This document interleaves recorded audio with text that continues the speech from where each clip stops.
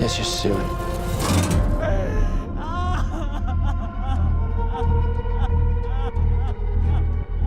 It's heartening to see so many strange new faces here today. I know my mom would be very touched and probably a little suspicious. My mother was a very secretive and private woman. Good evening, boils and ghouls. Welcome to another Round the Clock Fright segment. My name is Kimberly, and yes, I am back for another review tonight. First, before I get into the movie that we are going to be discussing on today's segment, I am very excited that it is officially October 1st, which means it is officially, what is it? Halloween month. I am so excited. It's showtime. So today is officially the start of the 31 days of watching a classic Halloween movie. And I am going to be starting this after this review by watching my very first movie during the month of October. So I am definitely excited. We are now officially in spooky month. It is time to decorate your houses, sit on your couches, and just binge watch a whole bunch of horror movies and Halloween movies and just enjoy life. Drink a pumpkin spice. Maybe not everything, but at least a pumpkin spice frappuccino from Starbucks. I'm also very excited because I have added a couple new props to the set today. They're not, well, my little tombstones that I have here aren't really new. I used them on a set of a film that I did a while back, but as I kept the props after the filming, I kind of just started to use it as a Halloween decor. I mean, come on now, they're tombstones. Can't go wrong with that. I also went to Spirit Halloween, as some of you might have saw in one of my little clips that I did. And I bought something. So every time I go to Spirit Halloween, I have to buy something. And I bought a little miniature Freddy Krueger snow globe. I plan on adding to my collection before they sell out. I'm gonna add Michael Myers, Jason Voorhees, and Pennywise to that snow globe collection. So I am super excited.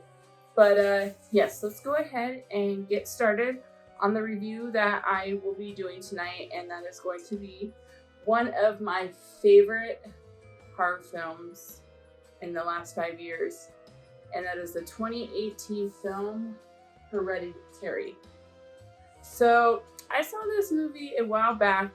I ended up getting it recently to add to my horror collection of DVDs, and it is one film that definitely messes with your mind psychologically, and there is a lot of messed up stuff in this movie. But what I really enjoyed about this movie is how different it is. I enjoyed that it's different in the aspect that it's not like your typical slasher films or your typical demon possession films where you know what's gonna happen. You know, you got your setup being very predictable. This film did not have that at all. I like the uniqueness of it, and even though there is some pretty messed up scenes in this, it definitely stands out. It is a film by A24, same director that later on, after this film, did Midsommar, which we did our review, Josh and Thor. No, not Josh and Thor, it was Josh and Brian did their review on about a year ago when it came out. And that was another film, just like Hereditary, that I enjoyed for its uniqueness. Another film that if you're going in, it will psychologically mess you up. So, yeah. It's Grandma. You know you were her favorite, right? Even when you were a little baby, she wouldn't let me feed you because she needed to feed you. She was a very difficult woman, which maybe explains me. I recognize you from your mother. What? Sometimes I swear I can feel them in the room.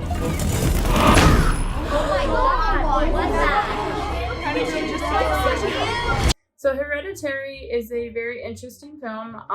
Lot of actors. One in particular that is very well known in the horror genre, Toni Collette. She plays the mother in this movie, and she also went on to play in movies like Krampus, and I just thought of the other one. What is it? We had Krampus and The Sixth Sense, which is an older film with Bruce Willis. But yes, she's a very well-known actor in the horror genre. So once you see her in this, you'll kind of recognize her. So yeah, you got actors that we've already seen. We have some new actors, but all very talented and really just brought this film together. They made you actually sit there and feel and be there with the characters. They weren't overplayed. They weren't, very over dramatic. They didn't make you feel as though it was just being pushed on you, which is definitely a bonus. If you don't have great actors in a movie, it definitely sets it apart and gives you a different feel about what that movie's about. So I definitely enjoyed the actors that played in this. But yes, so I will go on to start by Hereditary is a film about this family. You have the mother, Toni Collette. I cannot think of the actual character's name off the top of my head.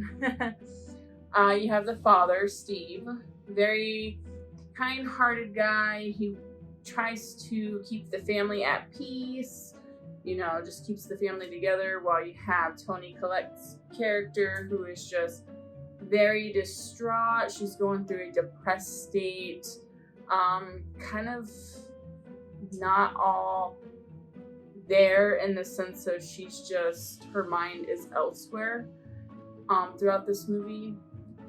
You also have the daughter, played by Millie Shapira, who plays this little girl who's definitely different than the rest of them. She's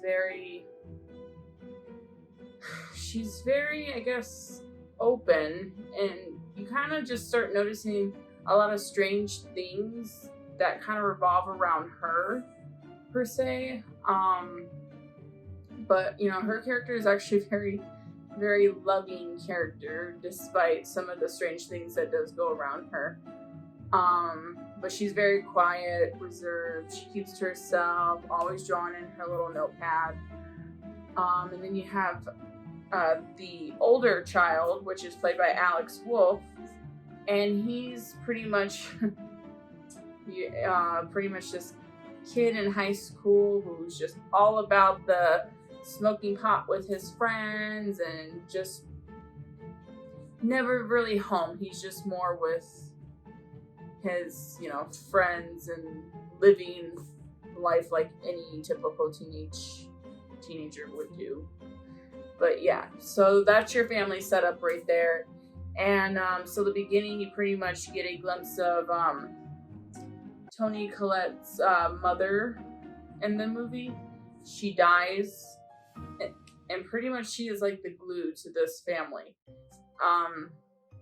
which you later find out that she's not as that happy grandma, happy mother that everybody just warmly loves, because she's definitely got a history that you're just like, what? But yeah, she dies in the beginning, so Toni Collette's character this is where you get her distraughtness and very lost. Her character comes with very lost, and to be honest, the death of her mother would do that. So yeah, so that's how the beginning starts off. And one thing you kind of realize is, as she's the one that's going through all this and taking it a lot harder than everyone else, her husband's the one that's trying to keep the happiness, keep everything pretty much alive. So yeah, I mean, you're probably wondering, wow, this just sounds like a very depressed film so far. But like I said, you have a lot of strange things going on. You have this back history of the mother. You have strange things that's happening around the little girl. You know, a lot of like strange things that's going on. At first, you're just thinking it's going to be like the house is possessed and maybe, you know, there's some kind of demonic thing going around, but it doesn't really happen like that. But yeah, so as the mother, you know, tells her family that she's going out to see a movie, she attends a one of those little what do you call it? Where a lot of people that are going through depression, like a little group session where she can kind of talk openly about what's going on. And she goes and attends that in secrecy, to not letting her family know what she's doing. And while that's going on, like I said, you have son that's never home, little girl who keeps to herself. But yeah, let's just go ahead and move forward. One scene that really sticks out to me the most, and this happens later on, and this is pretty much where a lot of the strange things start to unfold after you get a little bit of the, you know, backstory and, you know, you're up to speed. You have the mother who, as the older child is there, she tells him that he needs to get his sister out of the house and take her with him, which was a little weird to begin with because his mom knew he was going to a party with his friends. And granted, you know, she knows what he's doing, but she tries to stop him from doing that by sending his younger sister to go with him to pretty much keep an eye out on him and kind of fill her in on what's going on. But it's just a little strange because honestly, if that was my son, I'd be like, no, you were going to stay here. You're not going to your friends, you know, because, you know, I know you're doing things you shouldn't be doing. So it's a little strange that, you know, she sends her younger daughter to go with him, knowing that he's not going to stop because his younger sister's there. And sure enough, that's kind of what happens.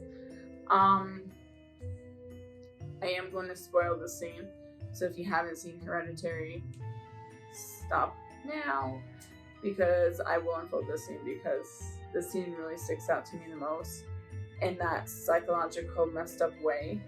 But so as he's taking her to this party, he pretty much tells her to stay downstairs with people he doesn't even know, like people in his school that, you know, he doesn't really know well. But his younger sister, who's probably like 10 years old, is down there mingling amongst the crowd.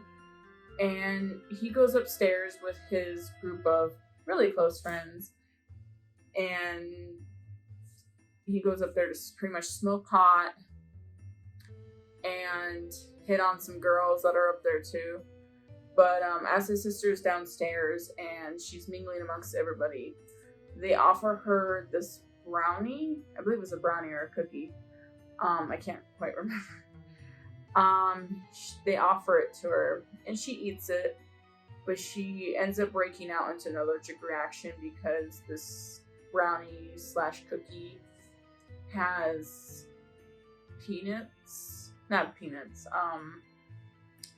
nuts in it, and she is allergic to nuts. So it makes her break out to where she can't breathe and her throat is swelling up. So when she goes upstairs to find her brother with his friends, she's trying to communicate with him that she can't breathe and that she's having this allergic reaction. And of course, he panics, like, oh my gosh, we need to get her to the hospital. So he carries her down the stairs, gets her in the car, and starts driving. And as he's driving, oh my gosh, he's driving down this road, and he's trying to get her to the hospital. And because this little girl is panicking and she can't breathe, she tries to roll the window down. Oh, not tries. She successfully rolls the window down to get air, because it's just, she's swelling up. She can't breathe. She needs air. So she rolls her window down to get air. But she gets to the point where she's like literally maybe this from his stomach down in the car, but the rest out as she's trying to get air. And he's going like probably 70, 80 miles an hour. And as she's out of the car, he drives at full speed. And there's a sign that's right there. And he literally like pretty much chops her in half, because when she pretty much hits the sign. He didn't really hit the sign because the car is just driving down the road, but because she's literally like almost half out of the car, like dang near about to jump out, it like at full force takes half of her body out of the car and the other half, and you don't really see anything. So, but it's just the visual effect that you know what just happened, and that part was like, dang. She isn't gone.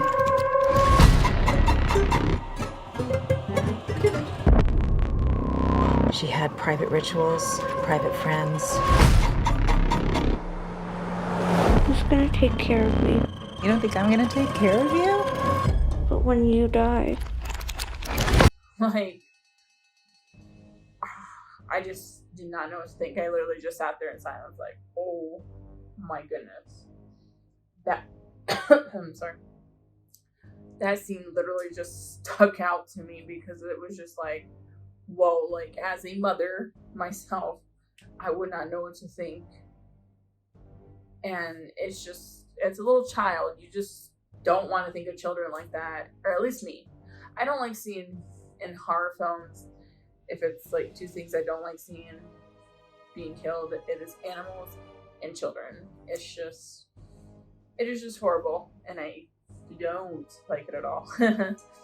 But yeah, so that scene, once that scene happens, it unfolds a lot of things, because now, besides the mother going through the loss of her mother, she now has to go through the loss of her youngest child.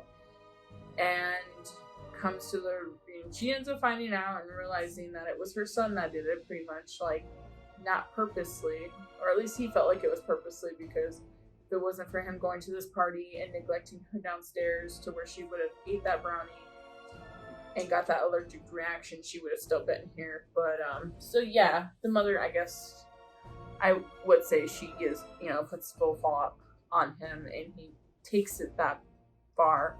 So now he's more cooped up, now he's just going through the fact that, he feels as though he killed his sister. And then the pressure of the mother, looking at him like, it was his fault. So yeah, a lot of that goes on. And later on, when the mother goes to another therapy session, she meets a woman who is into bringing spirits back and for them to be able to communicate with them. So of course, she jumps right on that, wanting to communicate with her daughter. But little does she know, she's not really communicating with her daughter, but she is communicating with another force. I guess she is communicating with her daughter, but she's communicating more than just her daughter. So a lot of crazy things start to pursue. And I'm not going to spoil the ending, because quite honestly, that ending it was literally messed up. But at the same time, I have to watch that movie a few times to actually understand what really just happened, or if it really happened, because it did give you a sense of, did everything I just watched actually happen, or was this all just made up in their heads, and it's crazy. But it pretty much dates back to the grandmother, the mother of Toni Collette's character, being into some kind of, I don't know, she's like into some kind of like satanic rituals, and pretty much pretty much sells her firstborn, or any, it's almost like Paranormal Activity, you know, like they pretty much sell the soul of their firstborn son. And since she didn't have a son, she had a daughter, and just going down the line of the mother's firstborn son. And it's just like, it's literally just so confusing. But at the same time, you do understand what's going on, but it's also messed up. But yeah. But yes, like I said, I give this movie a 10. It was a really good film. It kept me on my toes. I did not expect a lot of the things that happened, so it was, I like films that do that. That doesn't make you just know what's gonna happen. Very predictable films. So I enjoyed Hereditary. It was a really good film. And then later on, I did enjoy Midsommar for the same reasons. But yeah, that is my review on that 2018 film Hereditary. I hope I cleared it up for anybody who hasn't seen it about this movie.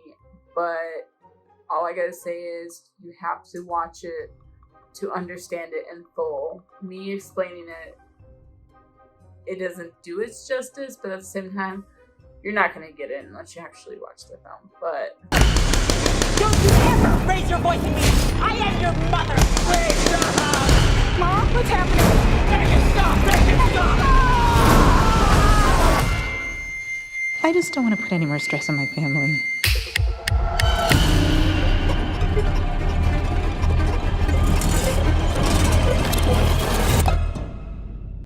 But yes, really good film. Give it a solid 10. I enjoyed it.